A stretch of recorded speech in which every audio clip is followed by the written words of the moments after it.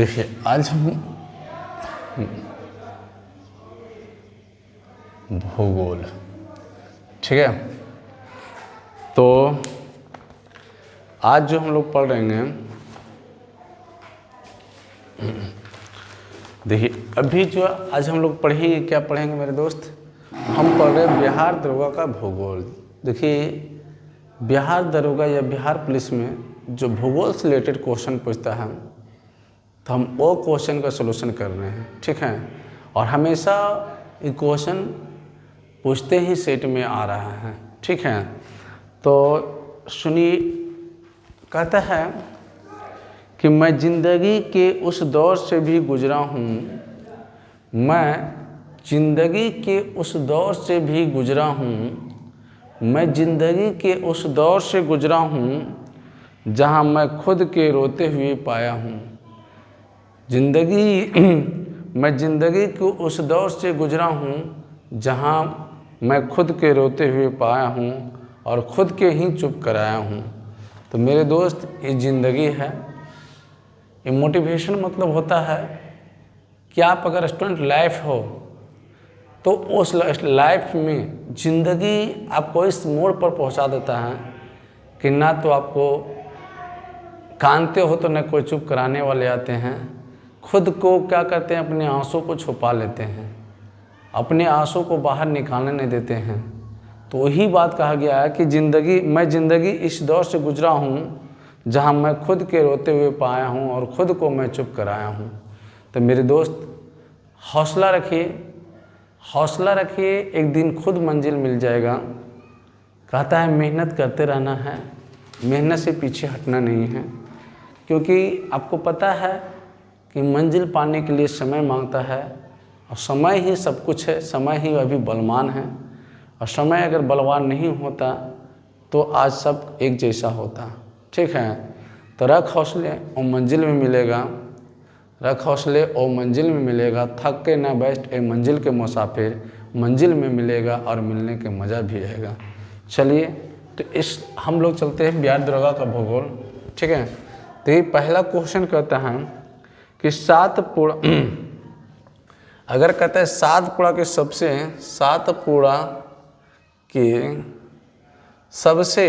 है ना, सबसे ऊंची चोटी, सबसे ऊंची चोटी। देखिए सातपुड़ा के जो सबसे ऊंची चोटी होता है धूपगढ़ होता है, धूपगढ़ होता है। इसको 1350 किलोमीटर होता है।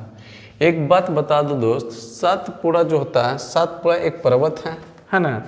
ये किसका हिस्सा है, अगर बात करें किसका हिस्सा अगर बात हम लोग करते हैं, सातपुड़ा जो है ये हिस्सा है ढक्कन का पठार। किसका? ढक्कन का पठार का हिस्सा है ना, ढक्कन की पठार का हिस्सा है।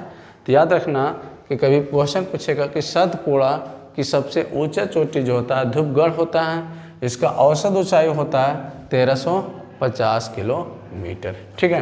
अब कहेगा सातपुड़ा किसका हिस्सा है, तो ढक्कन के पठार के हिस्सा है। अब देखिए क्वेश्चन अगर पूछ लिया जाए कि महाराष्ट्र, ठीक है, कि महाराष्ट्र की सबसे ऊंची चोटी, उसके बाद अगर क्वेश्चन पूछ लिया जाए है ना, कि नीलगिरी पहाड़ी की सबसे ऊंची चोटी, ठीक है, नीलगिरी पहाड़ी की सबसे ऊंची चोटी। और बात कर ले हम लोग विश्व की सबसे ऊंची चोटी, और हम कर लें भारत की सबसे ऊंची चोटी। देखिए सब भुलाइएगा नहीं। महाराष्ट्र की सबसे ऊंची चोटी बात कर लेते हैं, कलसुआई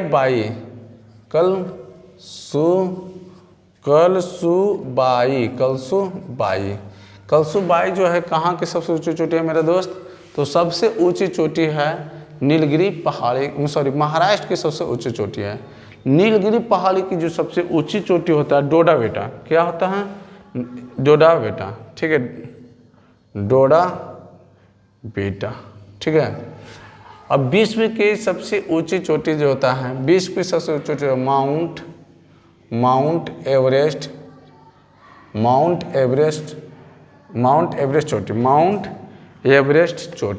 एवरेस्ट चोटी। इसका ऊंचाई है 8,848 किलोमीटर, है ना।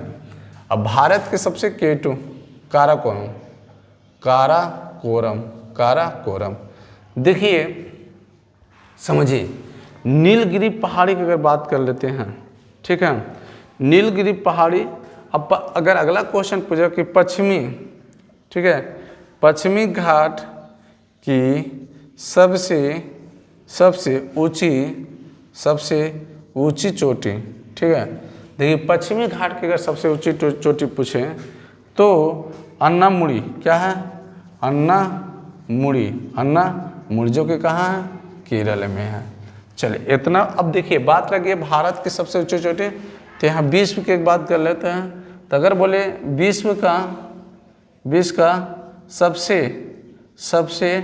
ऊंचा पर्वत तो हिमालय हो गया। देखिए हिमालय की जो है हिमालय पर्वत का सबसे ऊंचा चोटी है, सबसे ऊंची चोटी है, कौन हो गया, माउंट एवरेस्ट चोटी हो गया। ठीक है।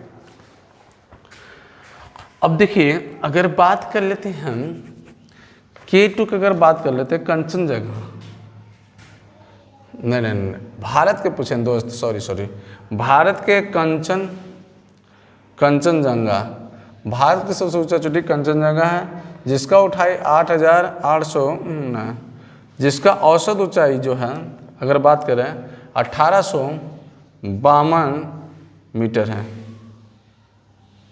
सॉरी, किलोमीटर नहीं,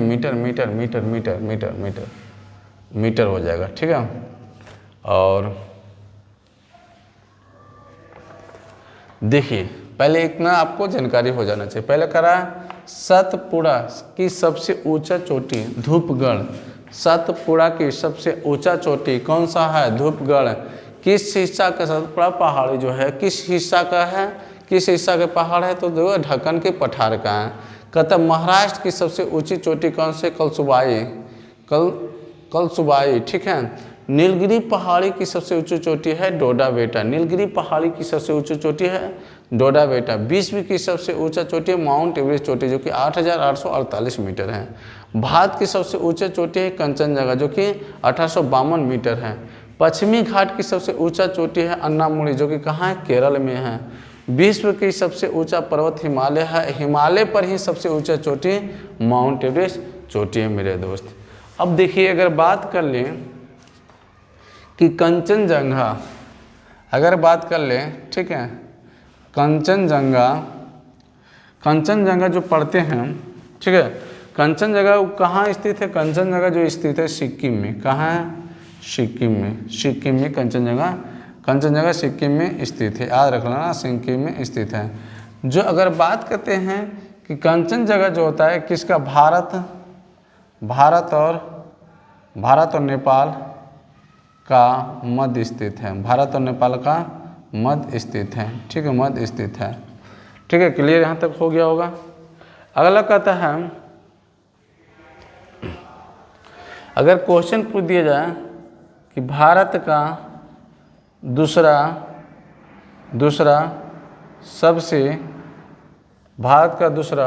सबसे ऊंची चोटी, भारत की दूसरा सबसे ऊंची चोटी है, कहाँ है सबसे ऊंची चोटी, नंदा देवी। ये जो पड़ता है उत्तराखंड में पड़ेगा। कहाँ, उत्तराखंड में पड़ता है, उत्तराखंड में पड़ते हैं। याद रख लेना मेरे दोस्त। भारत की दूसरा सबसे ऊंचा चोटी नंदा देवी है, जो कि उत्तराखंड में पड़ता है। अगला क्वेश्चन के चलें, ठीक है। अगला क्वेश्चन की अगर बात कर ले, म्यांमार की सबसे ऊंची चोटी, ठीक है। उसके बाद कर ले भूटान की सबसे ऊंची चोटी, उसके बाद कर ले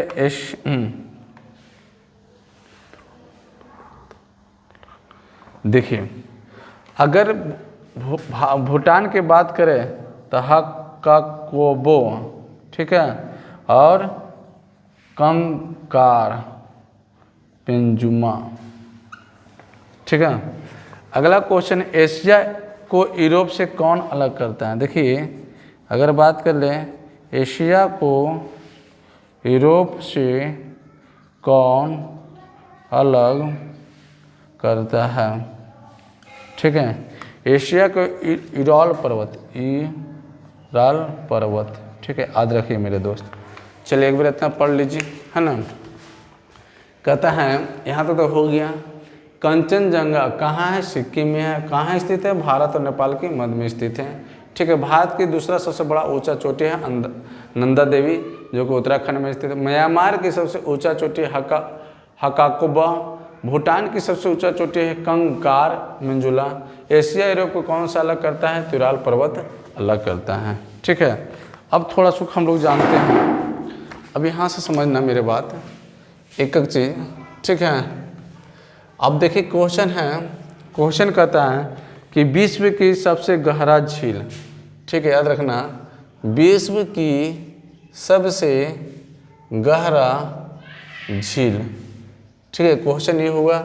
दूसरा क्वेश्चन है कि पृथ्वी की सतह पर विश्व की सबसे गहरी झील है बैकाल झील। कौन सा? बैकाल झील, बैकाल झील, ठीक है। एक बैकाल झील कहाँ पड़ता है? साइबेरिया,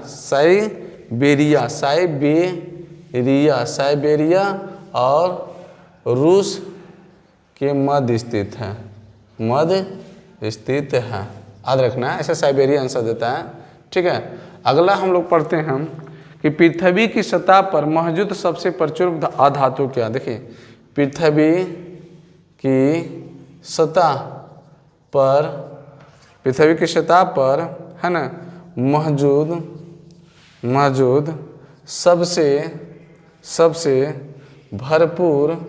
सबसे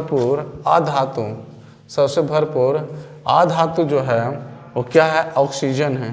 क्या है? ऑक्सीजन है। आपको पता है ऑक्सीजन है। देखिए, पृथ्वी की परपट्टी में सबसे भरपूर आधातु कौन सा है?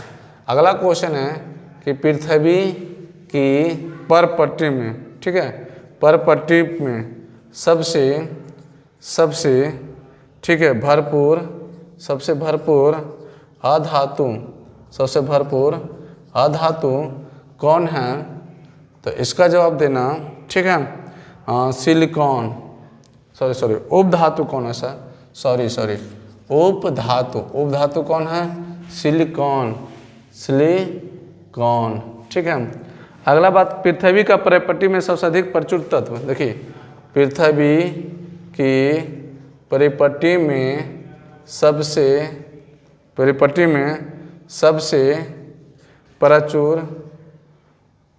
प्रचुर तत्व, देखिए समझिए, पहला ऑक्सीजन, सल्फर, सिलिकॉन SI, उसके बाद आ जाइए एल्युमिनियम, उसके बाद आ जाइए लोहा, उसके बाद आ जाइए कैल्शियम।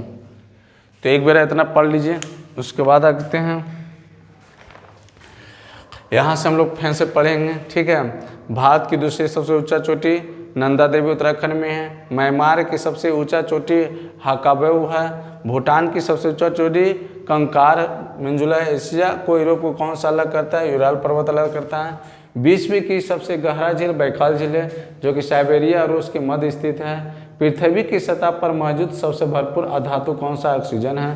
पृथ्वी की परिपट्टी में सबसे भरपूर उपधातु कौन सा है? सिलिकॉन है। पृथ्वी की परिपट्टी में सबसे प्रचुर तत्व कौन सा है? ऑक्सीजन है। पहला नंबर पर सिलिकॉन है, ऑक्सीजन है, सिलिकॉन है, एल्युमिनियम है और लोहा है, कैल्शियम है, ठीक है। अब चलते हैं हम लोग आगे।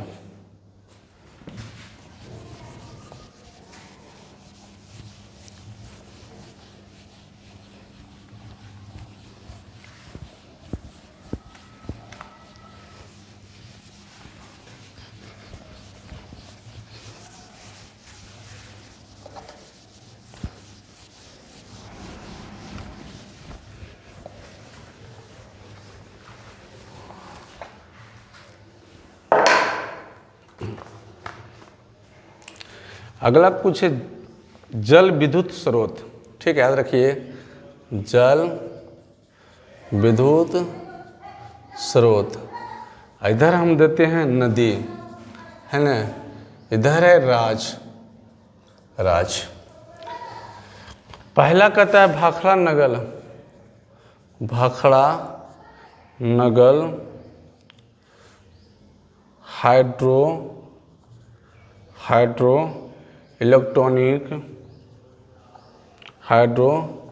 Electronic power plant. ठीक है, ये हो गया पहला। दूसरा हो गया Tehri hydro electronic power plant. तीसरा हो गया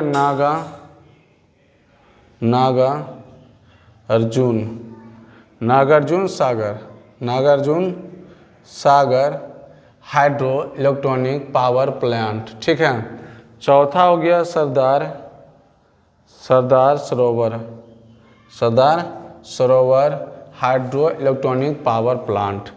पांचवा हो गया कोयना। ठीक है, और छठा हो गया हीरा कुंड।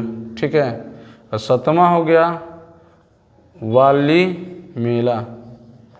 ठीक है, सुनिए, अब जरा एक बार लिख देते हैं। भाखड़ा किस नदी पर? भाखड़ा सतलुज नदी पर, सतलुज नदी।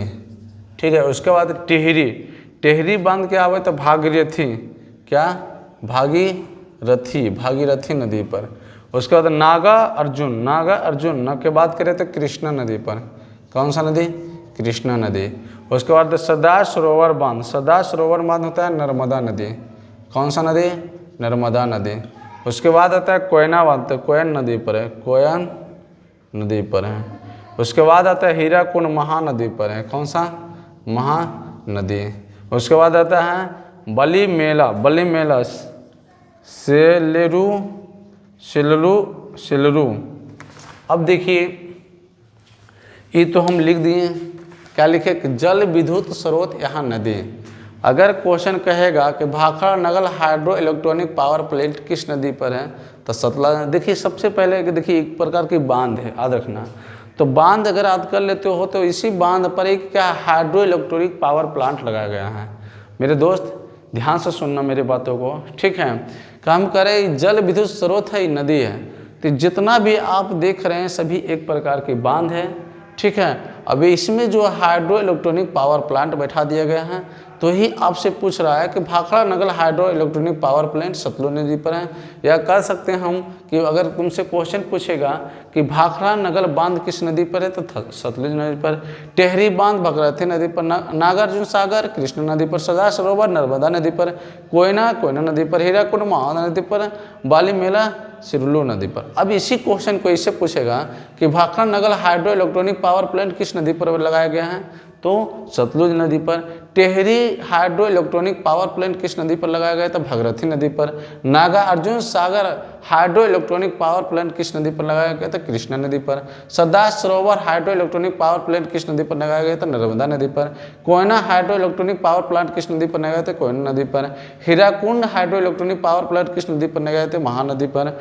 बली मेला हाइड्रो इलेक्ट्रॉनिक पावर प्लांट किस नदी पर, सिलूरू। अब देखिए, इसमें राज आइए, कौन सा राज इसके लिए है, तो देखिए भाखड़ा हो जाएगा हिमाचल प्रदेश, याद रखना। अब टेहरी बांध की अगर बात करें तो टेहरी हो गया उत्तराखंड। अगर यहाँ की बात करें जो है नागार्जुन सागर के कृष्णा नदी पर, तो आंध्र प्रदेश, एपी लिख देते हैं, आंध्र प्रदेश। उसके बाद आता है सरदार सरोवर बांध हो जाता है गुजरात के लिए लाभदायक है, गुजरात। अब कोयना बांध को बात कर लेते हैं महाराष्ट्र के लिए, कहाँ है, महाराष्ट्र के लिए, ठीक है। अगर बात कर लेते हीराकुंड बांध, हीराकुंड उड़ीसा।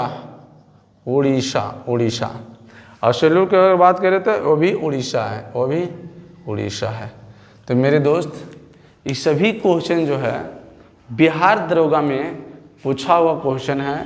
आपको हम एक क्वेश्चन भी आगे फालतू नहीं है और नहीं विश्वास है तो आप रोशन आनंद सर का जो दरोगा का बुक निकला 3 इडियट, उसमें आप जाकर देखिएगा, क्वेश्चन पूछा हुआ है। इसलिए हम कहते हैं कि हम एक भी क्वेश्चन ऐसा नहीं रहेगा संडे के दिन में, यह ज्योग्राफी से हो या करेंट अफेयर से हो, जो कि आपका पूछा हुआ। करेंट अफेयर तो समझ लीजिए नया नया रहेगा, और हिस्ट्री ज्योग्राफी जो भी आपको इससे क्वेश्चन अगर बता रहे हैं आज भूगोल का, तो सभी ने सभी कहूँ न कहूँ आपका प्रीवियस क्वेश्चन का ही लाया हुआ है। ठीक है, तो आप मेरे साथ जितना रिवीजन करिएगा आपका उतनी ही फायदा होगा। ठीक, अब चलते हैं हम लोग आगे।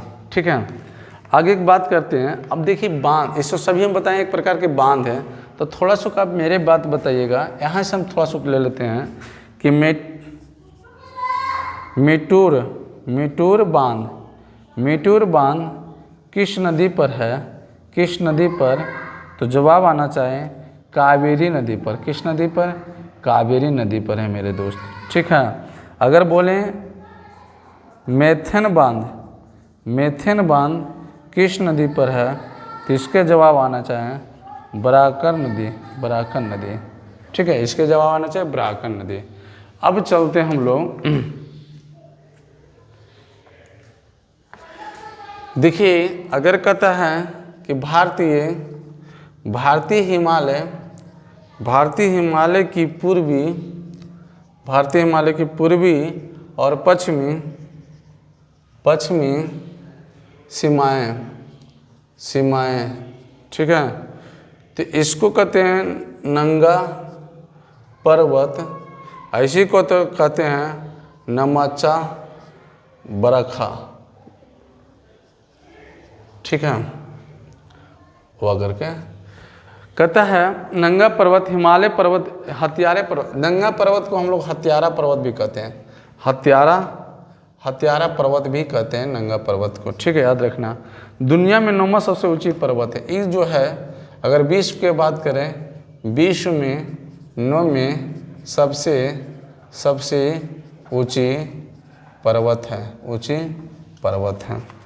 और इसका अगर औसत ऊंचाई की बात कर ले हम लोग, औसत ऊंचाई की बात हम लोग करते हैं, औसत ऊंचाई का तो 8126 मीटर होता है, 8126 मीटर है। ठीक है, अब देखिए कुछ क्वेश्चन यहाँ से अगर हम बात कर लें कि अस्थाई पवन। ठीक है, अस्थाई पवन का उदाहरण हम तुमको बताते हैं। अस्थाई पवन का उदाहरण याद रखना कि इस सभी अस्थाई पवन के उदाहरण हैं। ठीक है, पछुआ पवन। ठीक है, पछुआ पवन, उसके बाद पूर्वी पवन, उसके बाद कहते हैं व्यापारिक पवन। ठीक है, यहाँ तक याद रखना, ये सभी क्या अस्थाई पवन का उदाहरण। अब आप एक बात आपको दिमाग में आता होगा कि सर अस्थाई पवन आखिर है क्या, अस्थाई पवन किसे कहते हैं? देखिए अस्थाई पवन की कहने के मतलब कि अस्थाई हवाएं ओए होते हैं जो पूरे वर्ष बनी रहती हैं, है ना। अस्थाई हवाएं ओए होती है जो पूरा वर्ष आपके साथ बने रहते हैं। अच्छा, अब बात कर लेते हैं हम लोग थोड़ा सा कि वायुमंडल, है ना। वायुमंडल की अगर बात कर लेते हैं तो वायुमंडल में अगर बात करते हैं वायुमंडल, तो वायुमंडल का अगर किसे कहते हैं तो ये इतना याद रखना, पृथ्वी की जो चारों ओर गैसों के जो आवरण होते हैं उसे हम वायुमंडल कहते हैं। ठीक है, पृथ्वी की चारों ओर गैसों के आवरण को वायुमंडल कहते हैं। और वायुमंडल में जो है अन्य, देखिए वायुमंडल की अगर बात कर लेते हैं थोड़ा सा आगे विस्तार करते हैं तो बहुत सारा गैस होता है। N2 होता है, O2 होता है और CO2 होता है, एक होता है आर्गन, है ना। अब ध्यान से देखना, N2 की अगर बात करें तो 28% वायुमंडल में पाया जाता है, 28% पाया जाता है, 0.03% पाया जाता है, 0.93% पाया जाता है। और अगर बात कर लें कौन सी दो गैसों के मिलाकर जिसका अनुपात 99% होता है तो होता है नाइट्रोजन, और प्लस ऑक्सीजन मिला देते हैं तो 99% हो जाता है जो वायुमंडल में विद्यमान होते हैं। अगर बात कर ले वायुमंडल में तो बहुत वायुमंडल के माध्यम इसका कई प्रकार से होता है। हम देखो प्रकार अब जाने समझिए, वायुमंडल सबसे पहले क्षोभ मंडल है ना, क्षोभ मंडल, वायुमंडल, क्षोभ मंडल। उसके बाद क्षोभ मंडल की बात हम लोग करते हैं, उसके बाद कर लेते हैं मध्यमंडल, ठीक है, मध्यमंडल। उसके बाद हम लोग करते हैं क्षोभ मंडल, मध्यमंडल, समताप, समताप मंडल, समताप मंडल। उसके बाद करते हैं आयन मंडल, आयन मंडल। उसके बाद करते हैं आयन मंडल हो गया। उसके बाद अगर हम लोग करते हैं वायुमंडल, एक होता है वायुमंडल।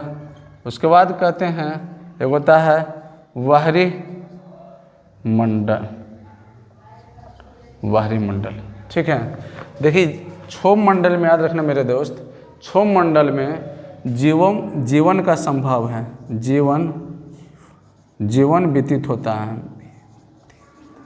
व्यतीत होता है। कहने का मतलब है कि क्षोभ मंडल जो है, क्षोभ मंडल में सभी जीव रहते हैं। और इसका औसत ऊंचाई की अगर बात कर लें, औसत ऊंचाई की अगर हम लोग बात करते हैं तो 13 किलोमीटर होता है। औसत ऊंचाई की अगर हम बात करते हैं 13 किलोमीटर होता है। याद रखना मेरे दोस्त, ठीक है। कि अगर बोले मंडल कई प्रकार के होते हैं, क्षोभ मंडल, मध्य मंडल, समताप मंडल, आयन मंडल, वायुमंडल, बाहरी मंडल, है ना। तो क्षोभ मंडल में जीवन व्यतीत होता है, हम लोग जितना भी सभी जीव व्यतीत हो रहे हैं क्षोभ मंडल में रहते हैं। इसका ऊंचाई कितना होता है? 13 किलोमीटर होता है। अब आते हैं मध्य मंडल, ठीक है। कौन मंडल? तो मध्य मंडल। देखिए मध्य मंडल जो है, देखिए इसका जो ऊंचाई की अगर बात कर ले, औसत ऊंचाई समझना, औसत ऊंचाई इसका बात करते हैं तो 80 किलोमीटर तक ही फैला रहता है, 80 किलोमीटर तक फैला रहता है।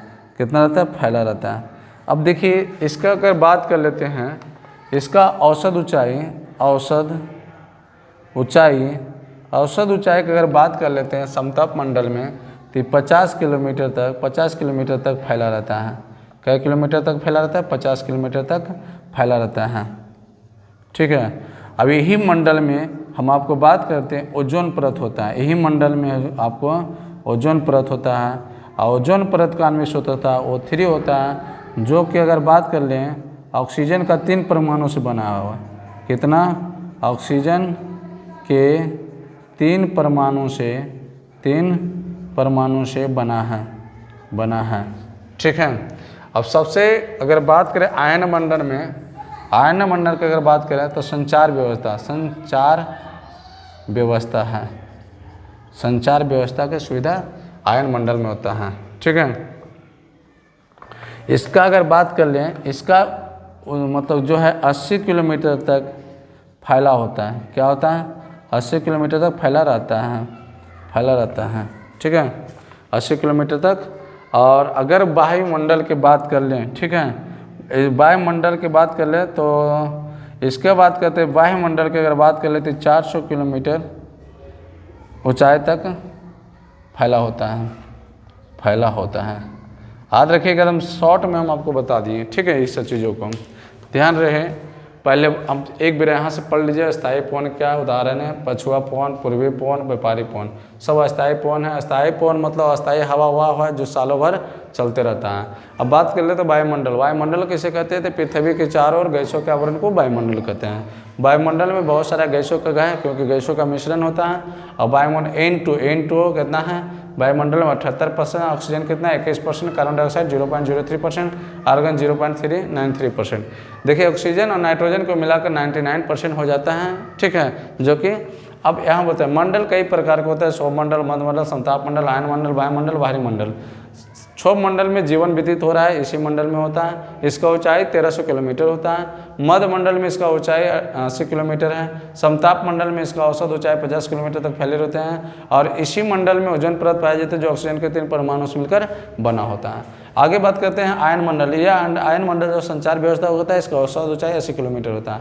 बाहरी मंडल को बात करते हैं, सबसे बाहर वाला भाग का, जो कि 400 किलोमीटर तक फैला रहता है, ठीक है। अब देखिए अगले जो क्वेश्चन है,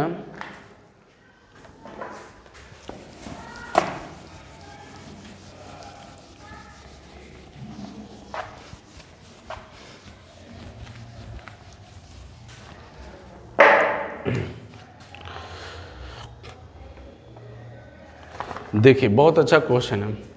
अगर क्वेश्चन कहता है कि विश्व का सबसे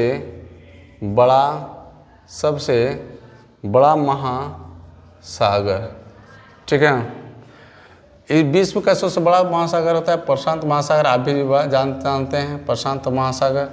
लेकिन अगर पूछे प्रशांत महासागर के सबसे अगर बोले देखिए प्रशांत महासागर सबसे गहरा महासागर भी याद रखना, सबसे गहरा महासागर है, याद रखना। अब बोले अब प्रशांत महासागर की सबसे गहरा बिंदु क्या है, ठीक है। अगर क्वेश्चन है कि प्रशांत महासागर का सबसे गहरा बिंदु, देखिए सबसे गहरा बिंदु है मैरियन गर्त, ठीक है।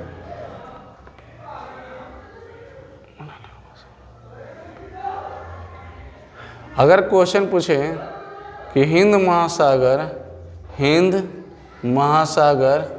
का सबसे गहरा बिंदु है जावा गर्त। अगर पूछे अंटार्कटिका, ठीक है, याद रखना अंटार्कटिका महासागर का गहरा बिंदु है ना, सबसे गहरा बिंदु तो हो जाए मिलोवोकी, ठीक है। एक सबसे इम्पोर्टेंट क्वेश्चन VVI अगर बात कर लेते हैं हम लोग तो थोड़ा सा किसको समझ लेना। कहता है मलक्का जल डुमरू माध्यम, ठीक है, किसको अलग करता है तो इंडोनेशिया को। किसको अलग करता है? इंडोनेशिया प्लस मलेशिया को, इंडोनेशिया प्लस मलेशिया को अलग करता है। अगला बात कर लेते हैं सोडा जल डुमरू मध्य, ये किसको अलग करता है तो सुमित्रा इंडोनेशिया का, याद रखना सुमित्रा और इंडोनेशिया को अलग करता है। उसके बाद आता है होमरुजु जल डुमरू मध्य, ये किसको अलग करता है तो ओमान, ठीक है, ओमान प्लस ईरान को। एक होता है नेमुरो जल डुमरू मध्य, ये किसको अलग करता है तो जापान का। ये किसका है? जापान। चलिए यहाँ तक जरा एक बार समझ लीजिए मेरे दोस्त, ठीक है। कहता है विश्व की सबसे बड़ा महासागर प्रशांत महासागर है। अब विश्व की सबसे गहरा महासागर भी प्रशांत महासागर है। प्रशांत सागर के सबसे गहरा बिंदु मेरियन गर्त है। उसी तरह हिंद महासागर के सबसे गहरा बिंदु जावा गर्त है। और बताया अंटार्कटिका महासागर के सबसे गहरा बिंदु मिलोवोकी है। मलाक्का जल डुमरू मध्य, देखिए ये जो है मलाक्का जल डुमरू मध्य जो होता है किन देशों को अलग करता है तो इंडोनेशिया और मलेशिया का। सोडा जल डुमरू मध्य किसको अलग करता है? सुमित्रा इंडोनेशिया का। हुमरुज जल मंडू किसको अलग करता है तो ओमान और ईरान का। निमोरो जल डुमरुदु किसको अलग करता है तो जापान का, ठीक है। तो दोस्त आज तक हम जो कि बताएं व्याकरण भूगोल के, तो ये सभी क्वेश्चन आप लोग के लिए बहुत महत्वपूर्ण होगा। तो मेरी तरफ से जय हिंद। अगर दोस्त वीडियो अच्छा लगता है तो शेयर और लाइक ज़रूर करें और कमेंट करके बताएं ताकि आप लोग का सेवा हम दे सकें।